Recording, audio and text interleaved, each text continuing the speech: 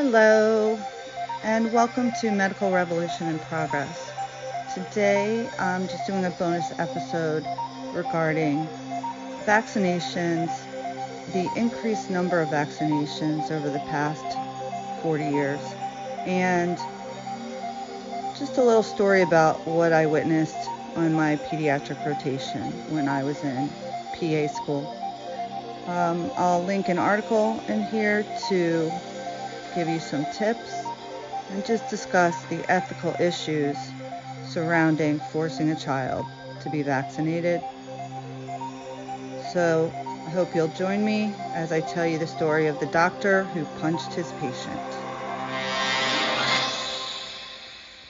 Hello, guys. So today I just wanted to talk a little bit about what I witnessed when I was in PA school. I was doing my pediatric rotation in Connecticut, and the place where I was doing my pediatric rotation was in a more affluent area of Connecticut, close to the New York border. So my mentor, the person that I was learning from, was a physician assistant, and then also obviously the pediatrician. And this pediatrician was very well loved in the community. He actually had written a book that was published. I'm not going to give the name because I don't want to out this person, but suffice to say, he'd been practicing for quite a long time, and it was a very busy, well-respected pediatric practice. I remember, watching all the children coming in to get vaccinations, and depending on where you get your vaccination, usually it's an RN or a registered nurse, at least in the state of Connecticut, who will give you the vaccination. Some states allow other people to do it, such as medical assistants, certified medical assistants. But in Connecticut, you have to have an LPN or an RN. Doctors can also give the vaccinations, as well as physician assistants and nurse practitioners. The laws may have changed, but that's what they were when I was practicing there. I remember there was a lot of kids who would come in, and they would be very scared, naturally, of getting an injection in their arm. I don't think anybody really likes needles, but children in particular tend to be pretty scared. Now, granted, it depends on, the circumstances, the parents' attitude, the staff's attitude, and all these other things. And there are ways that you can sort of help a child feel more comfortable. I remember seeing one child come in who I think was about 1.5, 2, and they were just having a really hard time controlling the child, and they put the baby, what I consider to be a baby, in this little papoose where basically it's like a straitjacket, and it just looked like something out of the Middle Ages, like a torture device. That really bothered me. However, this is something that's done. The reason it bothered me mostly was because vaccinations aren't being given as a, quote, life-saving measure at the time. For example, if a child comes in, to the emergency department or wherever, and they're in anaphylactic shock, and you need to give them epinephrine, I believe it's justified to do it by any means you can. And if that requires putting a baby in a little papoose or something, so be it. But a vaccination is not that. A vaccination is to prevent disease. And so I don't think that was justified, but these are ethical issues that everybody deals with. Regardless, there was a young boy who came in. He was about 10 years old, and it was time for him to get one of his boosters. And he was not having it. He was not happy. And he immediately started, crying and kicking and screaming, more so than I'd seen up to that point. And the mother was trying to console him. And, they were just having a really difficult time. After, I would say, about 20 minutes, the nurse went up to the pediatrician and told him what was happening. And so the pediatrician went in and tried to talk to the child, and the child still just was not having it, this young boy. And so I remember he asked the mother specifically to step out of the room, which she did. I personally would not step out of a room if a doctor asked me to when they were trying to talk to my child about having a vaccination. I'm not blaming the mother. I'm just saying that's what happened. So I was in the room with the pediatrician as he's trying to talk to this young man. And finally, the young man was just crying and screaming and just not really having it.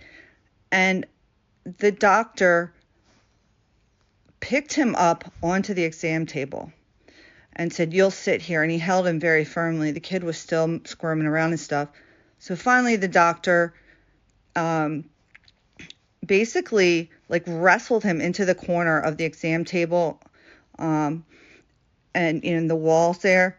And the kid was still wrestling. And finally the doctor punched this little boy in his arm.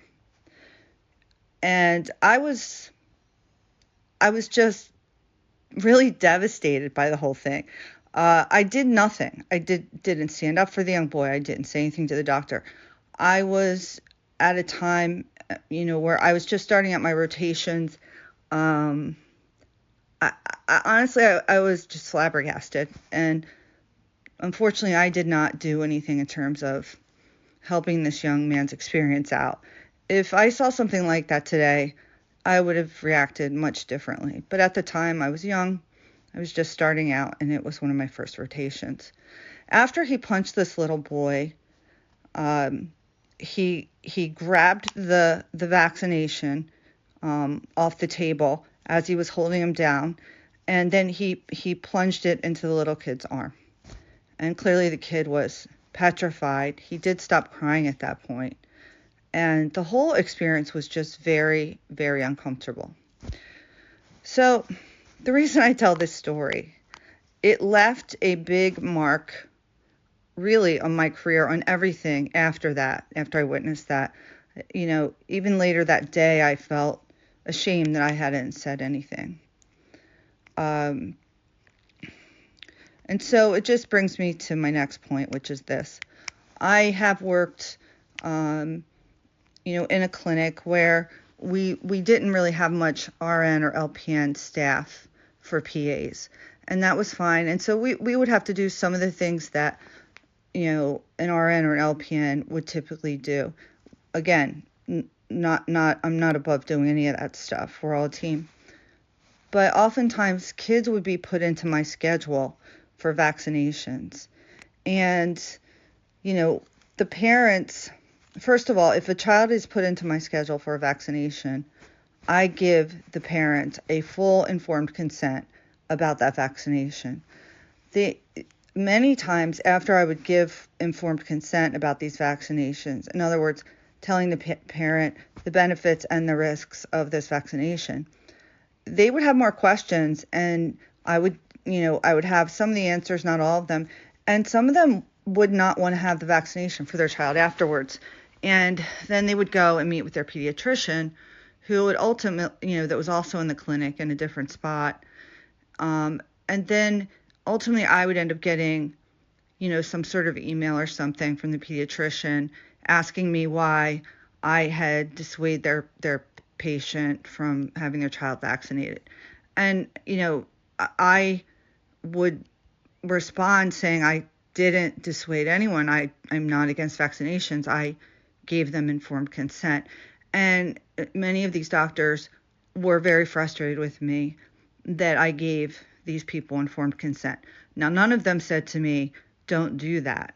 But there was an implication in my mind that they were not happy with me giving this informed consent.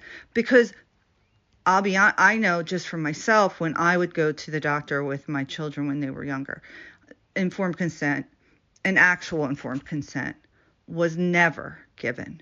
It was just, your child's due for this shot, you get the shot, and then they give you a paper after the shot saying what things to look out for and when to come back. That's not informed consent at all. That's not even close to informed consent. So I just feel that anytime you're going to give a vaccination, a medicine that's injected, or you're doing a procedure, any of these things. Ethically, you're obligated to let them know what the benefits and risks are of this. The other thing that would happen is if the parent did, agree to have the vaccination for their child, which, I would say probably 60% would go forward with it, which was fine. I was happy to give them that shot, knowing that they were informed. Then the child would, be very upset. They didn't want to have the vaccination. They would start crying and running away. And the parent would always say to me, okay, do you want me to hold them on this side and you can hold them on that side?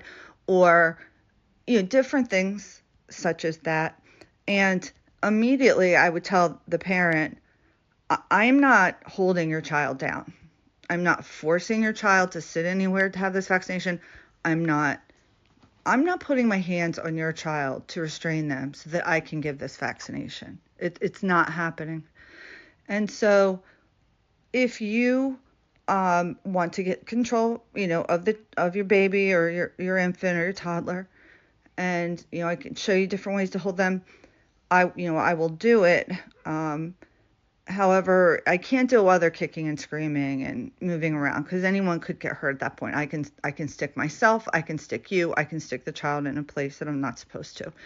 And, many of the parents had difficulty getting their child, to sit still or listen and that sort of thing. In my mind, that's totally understandable. However, it's up to the parent to bring the child. I'm not talking about infants, that's different, but once you're a toddler and above, it's really up to the parents to have that ability to discipline their child and say, you're sitting here, you're getting the shot.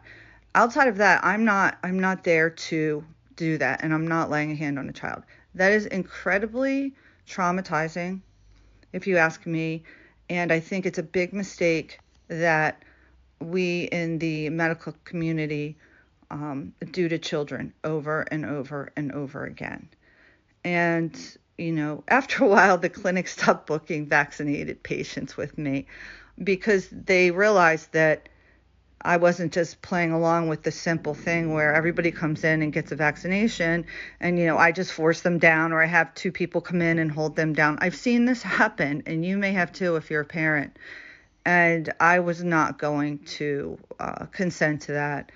And, some parents were really happy with my approach. Many of them were surprised.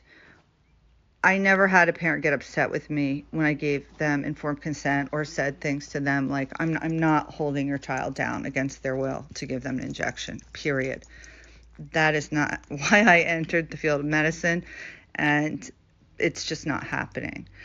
So I just wanted to let everybody sort of know that story, to give them something to think about next time they take their child to get vaccinated. Are you receiving informed consent? If you don't want it, that's okay. Then you can refuse it. But if you want it, you should be getting it. And so are you receiving informed consent? How is your child handled when they're saying they don't want a vaccination? And what happens after that? So just another little tidbit that I thought may be interesting to people. When you think about vaccinations over the years, in 1983, the number of vaccinations on the vax schedule for children up until the age of 18 was 24 doses of vaccinations. Now, in 1986, a law was passed that many people may or may not be aware of, in which the pharmaceutical manufacturers that produce vaccines were freed from all liability resulting from vaccine injury or death. And this was called the Childhood Vaccine Injury Act.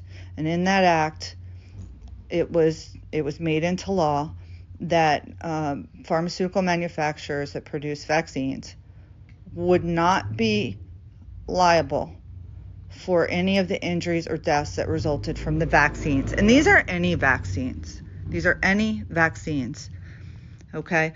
That is why there is a system called the VAERS, My goodness. Sorry about that. I got a motorcycle guy out here. God. There's something called VAERS. VAERS is a vaccine adverse event reporting system. That was one of the things that was agreed upon, since these people wouldn't be held liable for injury and death caused by their vaccinations. They had to open up something called VAERS. And a lot of people are familiar with VAERS at this point because of the COVID vaccines and all of the reports that were put out about VAERS. I'll just give you a little snapshot of what VAERS is. It's really not that complicated. There's been so much ado about, VAERS, but here's basically what it is. When somebody gives a vaccination, for example, if you give a HPV vaccination to a young girl, and 2 days later she comes back and she has, headaches or joint pain or trouble walking, say, or you give a vaccination, say an MMR boost to a young child, and a couple days later they have a big red spot on their arm where the vaccination was given, which is probably one of the more common side effects from vaccination. Typically it's either just a local reaction or it could be an infection, a skin infection like cellulitis. Regardless, there's many side effects with these vaccines. If you go back into the office, or really if you go anywhere and you are treated for that, the physician, PA, nurse, NP, whoever's seeing them is responsible and obligated to go on to VAERS, VAERS, and report the side effect and report, if you have it, the batch number of the vaccine, and report all of these different things. Okay. And, I'll be honest with you, most people don't do this. Most doctors, nurses, PAs, NPs don't do this. And the reason I know that is because when I practiced, I didn't even know about VAERS until I had been practicing for about 15 years. Now, part of that's my fault because I should have known, but part of that is because people don't talk about it. It's not common knowledge. I was never told to do this as a policy, any place that I was hired, and that's an issue to me. Regardless, once I found out about VAERS, when there was a side effect that would happen from a medication, from a vaccination, I reported it. And I will tell you that it's not an easy thing to do. They make it difficult. When you go onto VAERS and you put in your information, on multiple occasions there are warnings stating that if you give any false information, you can be prosecuted, meaning me. If I'm reporting something and it's not true, then they're going to prosecute me. Am I positive that it's from the vaccination? I mean, there are just all these warnings to dissuade you from reporting the adverse event. I wasn't worried about that because I knew what I was doing was true and ethical. And I was really upset about the times in the past that I hadn't done this because I wasn't aware of it. So once you go in there, it's just a lot of work, and it could take you probably 30, 40 minutes to fill out an adverse event. Most people, when they're seeing patients every 15 or 20 minutes, are not going to, if they do know about it, aren't going to want to take the time to do it, or B, will be dissuaded because they're worried they could get in trouble for reporting it. This is not a healthy system. Regardless, I would do that. And so I'll just bring the VAERS into the present and what happened with COVID. And also patients could go on to VAERS as well. And that was another thing. Patients should be informed that when they are vaccinated or their child's vaccinated, if they experience some sort of side effects, they can go on themselves and report it. Now, they might not have the vial number, the lot number, but they do have, the name, date of birth, where they got it, and they explain the side effect. So for many, many years, VAERS was underutilized. There was a research paper, I believe in the New England Journal of Medicine, that reported how underreported vaccine side effects are, and how even the ones that are reported on VAERS are not an accurate estimate of side effects for some of the reasons I just spoke about.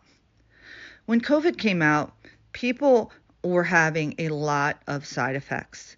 And I don't know how VAERS was publicized. It's possible because the COVID vaccine was under an Emergency Use Act. It's also possible that the amount of side effects were so overwhelming and significant that, this was found out. I honestly don't know how it came about. It might have been listed on paperwork somewhere in the doctor's office, or that they were handed after they were vaccinated. It's possible. Regardless, when it did, VAERS became much more highly utilized, and the side effects being listed on VAERS for these COVID vaccines was so elevated that you could take all of the years prior, meaning from I think probably 1987, when VAERS was created, up until 2021 or 2020, whenever the vaccine for COVID came out. You could add all of those reports together for all vaccine side effects. You could add them all together, and the number was still only, I think, maybe 10% or 20% of the number of side effects that were reported in the year that the COVID vaccines came out. If you look at the graph, and there are some graphs online, you'll see it's just sort of like a steady, slow, steady low line on the graph. And then right when the vaccines came out for COVID, the thing shoots up, and it really just looks like a reverse L. It's incredible. And so that's significant. It tells you a lot about the side effects from COVID, but the COVID vaccine. But of course, people are picking it apart, and the arguments that come out are the ones like, well, this is self-reported, or these are just possible side effects, and that doesn't necessarily mean anything. And that's true. Some of them are self-reported, and they are just potential side effects. That's true. But that's also true for all the years prior to the COVID vaccine coming out. And so if you're going to say the problems with VAERS and why that's not an accurate representation, you have to apply that same criticism to every year that VAERS has been out since 1986. And when you do that, you have to acknowledge, at least if you're logical, that there was an incredible increase in these reports. And so, if nothing else, you have to investigate why. And the why is different. I can't say the why. I can speculate the why.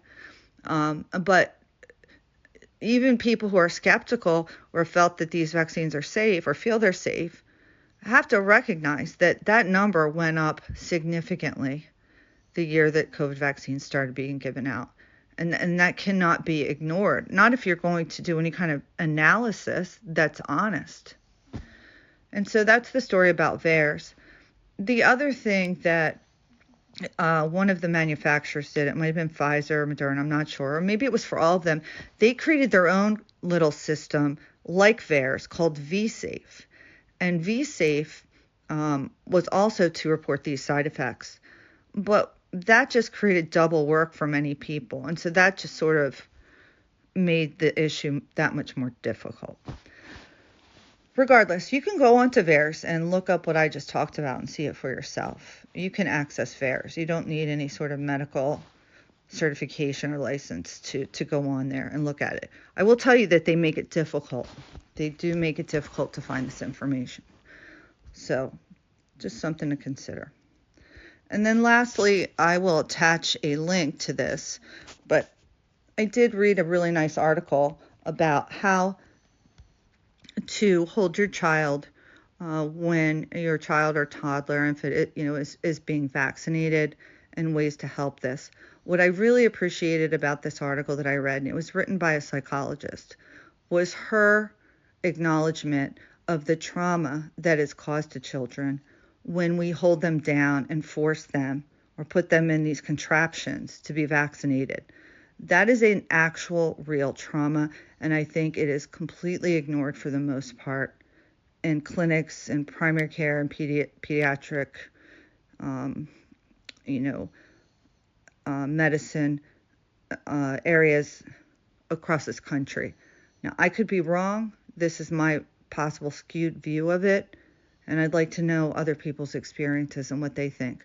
I could not find any sort of ethical guideline released by the American Pediatric Association or American Family Medicine Association or anyone that outlined how to give vaccinations in children who are resisting. I couldn't find anything on that.